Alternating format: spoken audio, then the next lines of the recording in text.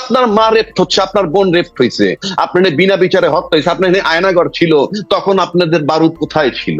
আপনি আয়নাঘর চিনেন নাই? কোথায় আয়নাঘর? আমি আবারও বলছি, প্রশাসন আর আওয়ামী লীগ ছিল ইসরায়েল বাংলাদেশের, কি সিট ছিলেন আপনারা? You don't have any right. হাস্যকর। I hate like anything. Feelings অন্য জিনিস। ফিলিস্তিনিদের জন্য আমার ফিলিংস আছে, ফিলিস্তিনিদের জন্য আপনার ফিলিংস আছে। কিন্তু যে লুটরা গিয়ে বাটার দোকান লুট করে, যদি ভেঙে চুরে জ্বালায় পড়ে যাইতো বুঝতাম, জুতা চুরি করে নিছে তো, খাবার লয়ে গেছে, প্লেট লয়ে গেছে, তার মানে কি? তার মানে আপনি লুট করতে নামছেন কখন? যখন আমার বিদেশিরা এখানে সম্মেলনে বসছে, বিনিয়োগের সম্মেলন, তখন।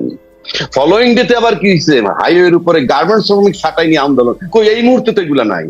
আন্দোলন শেষ হয়ে গেল, ফিলিস্তিনদের ফিলিং শেষ হয়ে গেল, আবার একটা সম্মেলন ডাকবেন যেটা পাইন মারা যায়, সেইটা তখন আপনি আবার ইয়ে করবেন, যে আবার একটা আন্দোলন নিয়ে আসবেন। কই, এখন আন্দোলনটা কই? ফিলিস্তিনে তো এখনো মারতেছে না, থেমে গেছে। আমি সেজন্য বললাম। এইবার আসেন যে, এটা আমি শুধু এইটুক বললাম, এর বেশি বলার রুচি আমার নাই। আর 2 নম্বর আসেন, আপনি বললেন যে জনগণ বলছে ইউনূস সাহেবদেরকে 5 বছর দেখতে চাই। জনগণ কে সেটা আমার কাছে বড় কথা না, কিন্তু কথার বোল্ডনেসে মানুষ ভয় পাচ্ছে কেন? যে ইউনূস সাহেব আর 5 বছর থাকা দরকার, এই কথাটাই যে ভয়টা পায়, যারা বলে তার থাকার দরকার নাই, তাদের কথায় সেই গতি নাই, তাদের কথায় কোনো ইম্প্যাক্ট হয় না। তো এই দেশে বড় বড় রাজনৈতিক দল তাকে চায় না, নির্বাচন চায়, নির্বাচনের জন্য সিটিং করে করুক 100 ভাগ। আমিও তো বলি, অযোগ্য সরকারকে তাড়ায় দেন, ইটস মাই চ্যালেঞ্জ, তাড়ায় দেন, আমি আপনাদের সাথে থাকবো যদি আপনার আন্দোলন যৌক্তিক হয়, মাঠে নামতে পারেন। একবারও আমি বলি নাই ইউনূস সাহেব দেবতা না, ইউনূস সাহেব দেবতা না। আপনি ইউনূস সাহেবকে নামায় দেন না মাঠে নেমে, আপনি আদায় করতে পারবেন। আপনি 12 বছর কিছু করতে পারেননি, এবং মাথার তাজ যিনি ছিলেন সবচেয়ে বড় দলের, সেই মাথার তাজটাকে মাত্র 2 কোটি টাকা এদিক সেদিক করার কারণে যখন তাকে 7 বছর জেল খাটাইছিল, সেই মাথার তাজের জন্য আপনারা কি করতে পেরেছেন? সেই মাথার তাজ যখন বিদেশে চিকিৎসার জন্য কাকুতি জানাচ্ছে, তখন তার সাথে ডালপালা সবাই কিন্তু বিদেশে বারবার গিয়ে চিকিৎসা করে। মাতুল্য নেত্রীর জন্য কোনো ফিলিংস ছিল না। যে তাদের মাতুল্য নেত্রী যে যেতে পারে না, কোথায় টাচ করেছিল তাদের? আমি কিন্তু খুব দুঃখে কথাটা বলতেছি, কোন প্রেমে না, কারো বিরুদ্ধে নয়। খালেদা জিয়া একজন অসাধারণ মহিলা, আপসীর নেত্রী তাকে বলা হয়।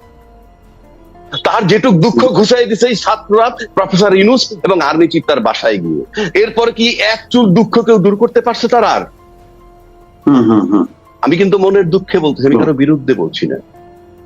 তাহলে যারা বলে ইউনূস সাহেব আরো 4 বছর থাকুক, 5 বছর থাকুক, কেউ কয় সারা জীবন থাকুক, কেউ কয় 50 বছর থাকুক, আমি একবার এখন পর্যন্ত বলিনি, বিকজ আই প্রেফার ইলেকশন।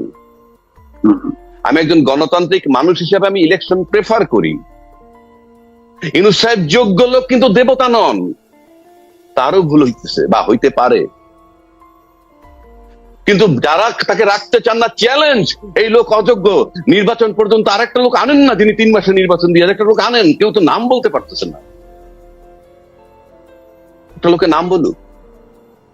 আপনি আপনার একটা নেতাকে কেন স্যাটায়ার করবেন উইদাউট এনি লজিক? আমি আবারও বলছি, ইউনূস সাহেব আমি দেবতা মনে করতেছি না।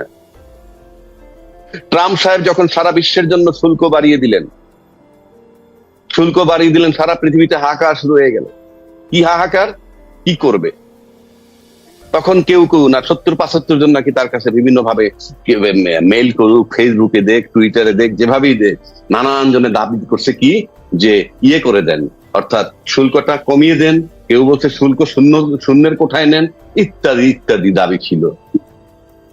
ইউনূস সাহেব তো একটা চিঠি লিখলেন কি, 3 মাসের জন্য স্থগিত রাখতে, যেটা খুব সহজ কাজ এবং যেটা খুব কৌশলী।